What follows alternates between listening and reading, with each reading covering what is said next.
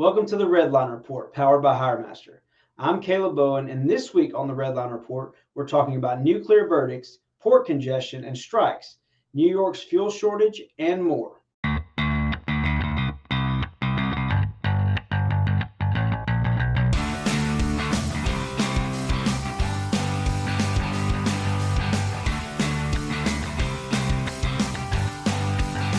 In Inside the Numbers this week, a nuclear verdict is described as an extremely high jury award that exceeds $10 million. In the trucking industry, a nuclear verdict is disastrous as it increases insurance rates for trucking companies, which inevitably risks losing business. According to the American Transportation Research Institute, the trucking industry has experienced a continuous rise in nuclear verdicts since 2011. In an effort to minimize risk, Doug Marcello, attorney and chief legal officer for Blue Wire, a software provider that helps fleets manage vulnerabilities, is promoting safety culture through education. Marcello explained, quote, "The idea is to hit carriers with a large verdict to change their behavior. We want to say there is a risk there, but there is an outweighing of that risk with what we can do for safety," end quote. Brian Smith, vice president at Hub Insurance, commented based on experience and said, quote, "Companies that have subscribed to a safety culture and live and breathe it have stabilized premiums and don't have a fear of nuclear verdicts because there are very few gaps that can be exposed," end quote. As reported by Transport Topics, carriers can mitigate risk of nuclear verdicts by using technology and safety efforts during the first 24 hours of a claim filed. Companies like BCB Transport in Mansfield, Texas, have worked hard to promote a safety of culture through a daily podcast to speak directly to its drivers and promote safety on the road. According to Rick Larkin, owner of BCB, his job is to, quote, "make sure all of my drivers get home safely," end quote. Carriers can mitigate the exposure to a nuclear verdict by keeping track of safety statistics, documenting and sharing safety measures, and utilizing technology to keep record of systemic failure. Also this week, the 8-day strike at the port of Felixstowe, the largest container port in the United Kingdom, caused $4.7 billion in freight to be delayed to ports all around the world. The strike started after members of the Unite Union rejected an 8% pay increase, which the members claim was lower than the rate of inflation.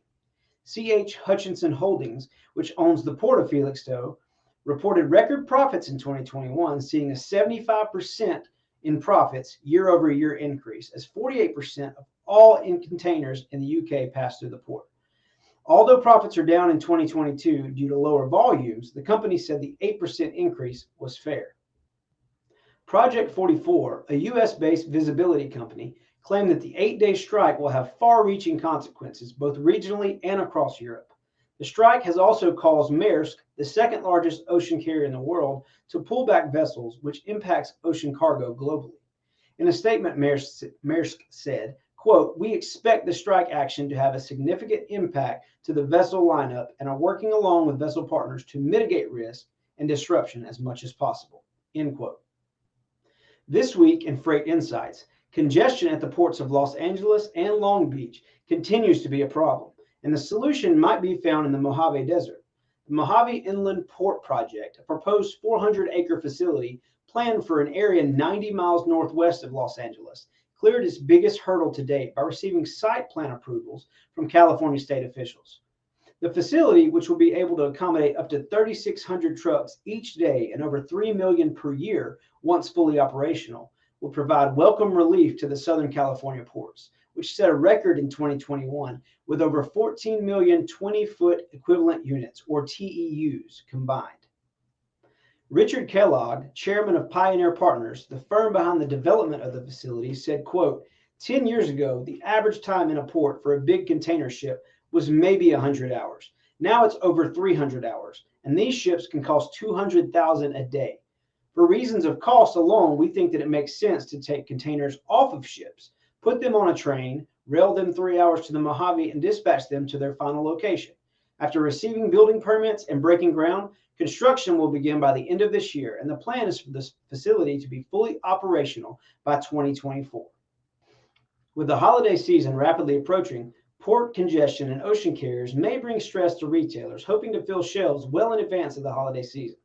According to a CNBC article, the continuing congestion at ports in the US and Canada has caused ocean carriers to cancel sailings, which means many ships will be out of position in the global flow of freight, specifically for return voyage, which will have an impact on exports from the U.S. and Canada. According to Captain Adil Ashik, U.S. Western Region Executive for Marine Traffic, quote, "This means holiday goods could end up reaching shelves closer to the start of the holiday season. It may be prudent to seek alternative modes of transport if possible."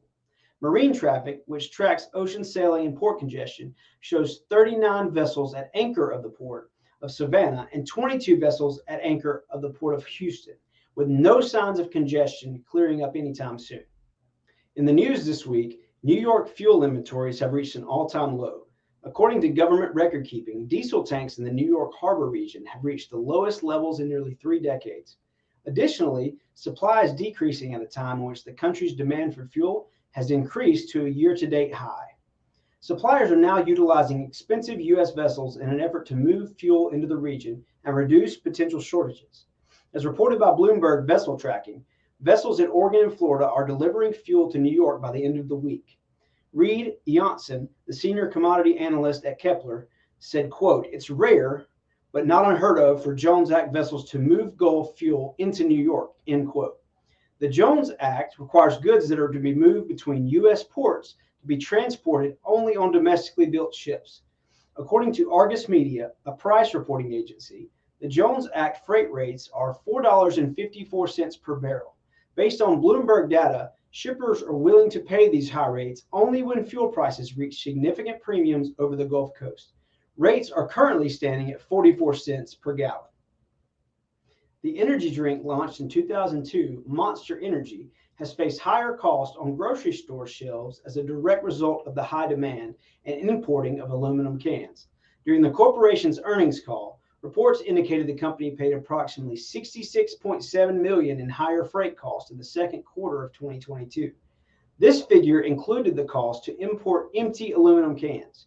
Monster co-CEO and vice chairman Hilton Schlossberg participated on the call and shared that the company is making an effort to rely less on imported aluminum cans.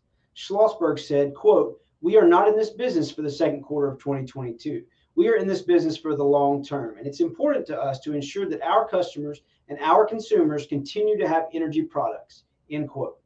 In addition to an effort to decrease its overall dependency on imported cans, the company has decreased lead times and cost. This was accomplished by redistributing finished inventory residing in U.S. distribution centers. As a result, a decrease in cost is expected over the next few quarters. The company is working to guarantee sufficient availability in advance of their planned price increase. Monster will increase prices by approximately 6% in the U.S. on September 1st. And that's all the time we have for this week's Redline Report. I'm Caleb Bowen. Be sure to follow us on LinkedIn and subscribe to our YouTube channel to catch each episode, and leave us a like and a comment. We'll see you next time on the Redline Report, powered by HireMaster.